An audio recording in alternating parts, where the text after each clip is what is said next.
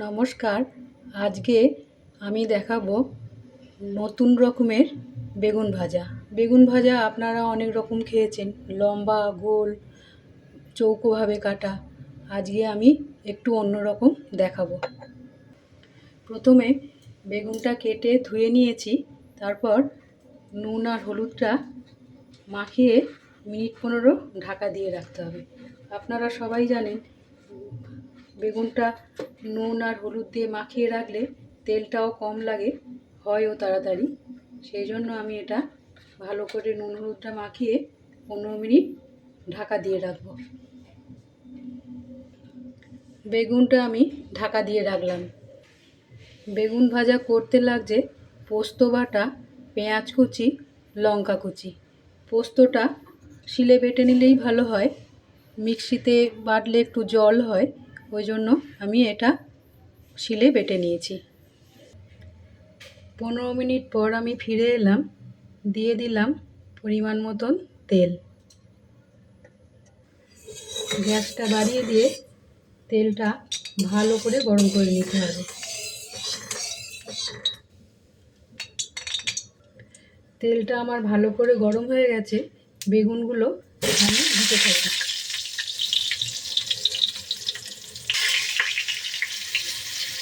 বেগুনে ঢাকা দিয়ে দিলাম। বেগুনের ঢাকাটা খুলে নিলাম। বেগুনগুলো এক পিঠ হয়ে গেছে, এবার একটা একটা করে উল্টে দেব। বেগুনগুলো উল্টে দিয়েছি, এবার আরেকবার ঢাকা দিয়ে দেব। মিনিট 2 পর ফিরে এলাম। এবার বেগুনগুলো একটা একটা করে থালায় তুলে নেব। বেগুনটা খুব ভালো করে ভাজার দরকার নেই, পোস্তর পুর দেবো তো তখন আবার ভাজতে হবে, সেজন্য সামান্য ভাজলেই হবে। আবার কড়াইয়ে একটু তেল দিয়ে দিলাম। দিয়ে দিলাম পরিমাণ মতন পেঁয়াজ কুচি। 4টে বেগুন আছে, সেই জন্য পরিমাণ মতন দিলাম। দিয়ে দিলাম লঙ্কা কুচি।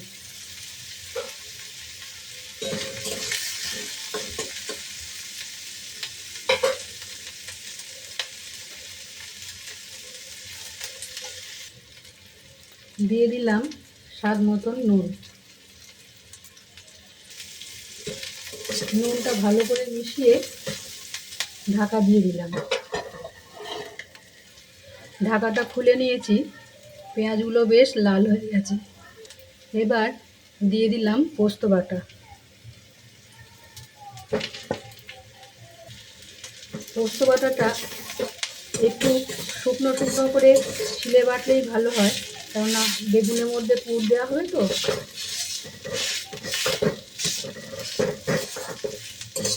এটা ভালো করে পোস্তর সাথে মিশিয়ে পোস্ত আর পেঁয়াজ ভালো করে ভেজে নিতে হবে। দিয়ে দিলাম সামান্য নুন। পেঁয়াজ ভাজার সময় দিয়েছিলাম, পোস্ত দিয়ে আর একটু নুন দিয়ে বেশ শুকনো ঝরঝরে করে পোস্তটা ভেজে নিতে হবে। পোস্তটা যত ঝরঝরে করে ভাজা হবে তত টেস্ট হবে। দিয়ে দিলাম সামান্য হলুদ। হলুদটা পোস্তর মধ্যে মিশিয়ে নিই। এতে লাল লঙ্কা দেওয়া হয়নি তো ভাজা হয়েছে নাকি ঠিক বোঝা যাবে না, অনেকে আবার হলুদ দেয় না। আমি এতে একটু হলুদ দিলাম, তাতে পোস্তটা ভালো ভাজা হয়েছে বোঝা যাবে। এই দেখুন পোস্ত ভাজা আমার হয়ে গেছে। গ্যাসটা অফ করে দিলাম। বেগুনগুলো আমি আগে থেকে ভেজে রেখেছিলাম। এবার বেগুনগুলোর মধ্যে এরকম ছুরি দিয়ে ছোট ছোট ছিদ্র করে নিতে হবে, যাতে পোস্তটা এর মধ্যে ঢুকতে পারে।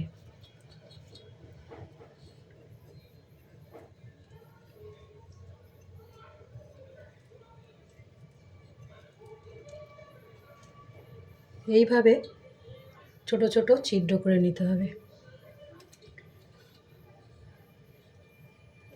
বেগুনটা খুব ভালো করে ভাজার দরকার নেই, ভেতরে পুর দিয়ে আবার তো বেগুনটা ভাজতে হবে, সেই জন্য অল্প ভাজলেই হবে।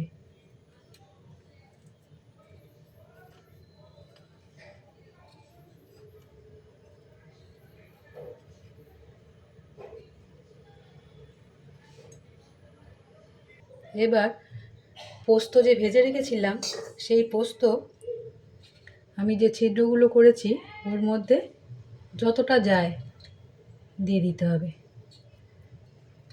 বেশি ভাজলে তো বেগুন খুব নরম হয়ে যাবে, সেই জন্য একটু শক্ত থাকতে বেগুনগুলো নাবাতে হবে। প্রত্যেকটা ছিদ্রর মধ্যে এরকম পোস্ত ভাজাটা দিয়ে দিতে হবে।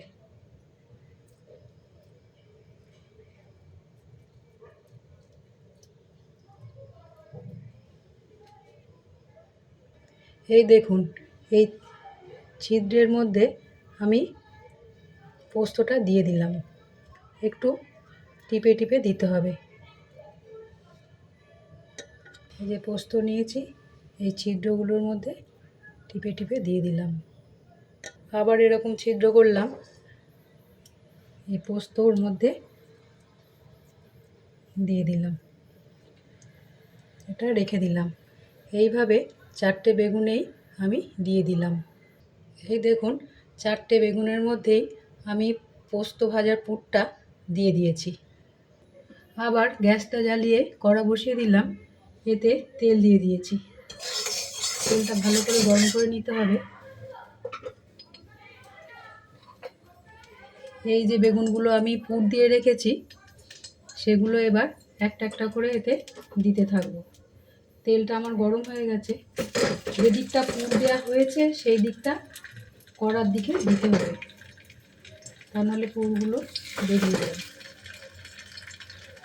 এইভাবে এটা দিয়ে দিলাম। এইবার বেগুনটাকে খুব ভালো করে ভাজতে হবে।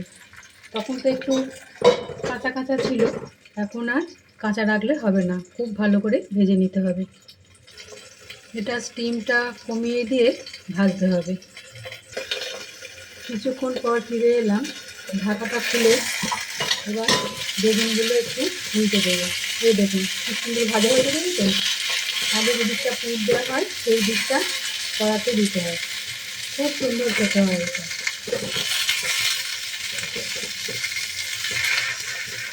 এটা আগে যদি পোস্ত পুরটা যদি ওপর দেওয়া হতো, পোস্তগুলো বেরিয়ে যেত।